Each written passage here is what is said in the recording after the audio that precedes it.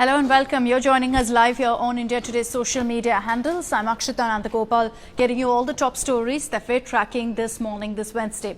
Let me start off with a big update that's just come in. The Uttarakhand Chief Minister has been announced by the Bharatiya Janata Party, and it's Tirath Singh Rawat. If you've not been tracking what's been happening in the state of Uttarakhand, there was a crisis that was playing out. The Chief Minister, Tirath Singh Rawat, had resigned yesterday. Last evening, he had submitted his resignation, and now just a few minutes ago, you had the BJP in a press conference with the likes of Raman Singh present, announcing that Tirath Singh Rawat is the next Chief Minister. Just a brief profile of who Tirath Singh Rawat is. He is an MP currently from Garhwal constituency. He served before as the party chief of the Uttarakhand BJP unit. He's also in fact represented he's been in the assembly for several years really, but right now as an MP he is now shifting focus completely to Uttarakhand, will shift base back to Uttarakhand. So he is the next Chief Minister of the state. The formalities of course are yet to be done. The announcement has just been made. Now he will have to go to the governor and go ahead and take oath, be sworn in as the Chief Minister. Again, if you've not been tracking what's been happening in Uttarakhand, the reason we've seen all of these developments and it's been coming for the last few days, there's been speculation that this could happen, that Tirath Singh Rawat could resign and he could be asked to go and he could be replaced. The reason for that is because there was a lot of unrest, a lot of differences between MLAs in the BJP in Uttarakhand, because many of them did not like how Tirath Singh Rawat was functioning as Chief Minister. There were several others who said that the Kumbh in Uttarakhand, preparations weren't done well for that, which the BJP was banking on before the assembly elections in the state next year. They were banking on things moving smoothly in this state, particularly because they felt that Kumbh would be a show of strength of their unity and the preparations would make a difference for their vote bank. That didn't happen, which is why the BJP held several meetings with the former Chief Minister and he finally resigned last evening. Now Tirath Singh Rawat will take over. So that is an update that's just come in. Besides that, other stories that we're tracking this morning, most of the headlines today, politically speaking, is from the state of Bengal. Yes, I've been talking about the Nandigram constituency time and again. A lot of big updates coming in today from that state, from that area, because you've got Suvendu Adhikari as well as Mamata Banerjee, since the announcements that they're going to contest from there, touching down in the seat today. Mamata has been there since yesterday. Of course, we've all seen how she was at a tea stall, very symbolically making tea, handing it out, interacting with the locals. She chanted Hindu shlokas, recited mantras as well, and that is what has grabbed headlines. That rally that she conducted yesterday, in which she went on chanting mantras, saying, "I am a Hindu woman, nobody can call me anti-Hindu." That is the charge that Mamata Banerjee put forward in that massive rally that she held. She went on to also chant from the Chandi part. Now, the BJP, Suvendu Adhikari, her rival in the seat, interestingly reacted, saying that she had recited it wrong and hence has insulted the culture of Bengal.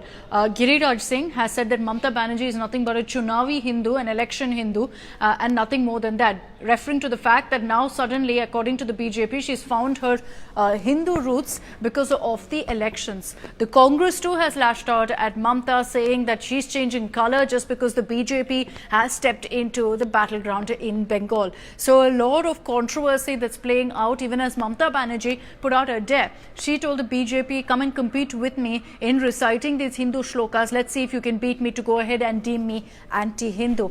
So a lot of politics playing out on that front. But today what we can expect is a more heated political battle. Suvendu Adhikari in some time from now is going to be inaugurating his new office in Nandigram. He's going to be holding a march from his old office to his new office, clearly a show of strength. And this even as Mamata Banerjee through the morning now is going to be visiting one temple after another. Again, as far as the narrative of being anti-Hindu goes, she's clearly trying to counter that. At 2:30, she's going to be filing her nomination papers from Nandigram. So that will be a very important, significant update that will come in from Nandigram, where Mamata Banerjee will file her papers and thereby make it official that she's contesting from Nandigram. Suvendu is filing his papers a few days later. He's going to do it later this week, however, on Friday. So that's what's happening really in Nandigram. a lot of political updates that we can expect today as well, because both the leaders are squaring off on the ground, and considering that they are both having events, expect huge crowds to gather for both the TMC as well as the BJP event, because they're going to pull all stops to send out a message that we are more powerful in the seat. It's a prestige battle essentially. The reason being that for Mamata Banerjee, she started her movement. She stormed into the political narrative, into the political scene with her rally in the 2000s, the land acquisition movement against the left government that rose her to political prominence. Suvendu Adhikari, this is his stronghold. 2016, he had won from this very seat with 67% of the votes. So for both of them, this is considered to be a seat with a lot of history, a seat that is their stronghold and bastion. Whether this will translate to votes for Mamata or for Suvendu Adhikari remains to be seen. So we'll get you the latest updates and the live stories that are coming in from Nandigram as well. Let me also tell you about another political update. This is from Haryana, where the Khattar government is facing a no confidence motion.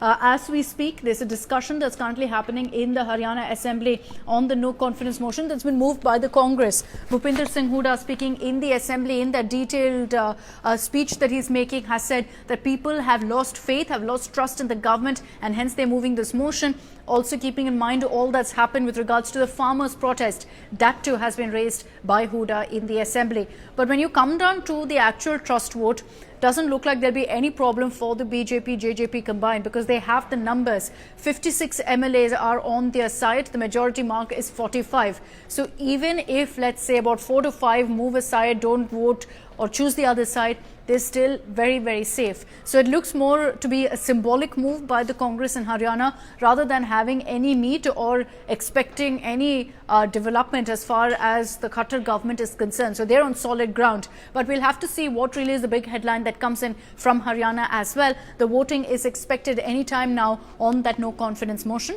But as I said, the numbers are clearly on BJP's side. So those are the top stories that we're tracking this morning. Thank you for watching. We'll continue getting you the latest updates.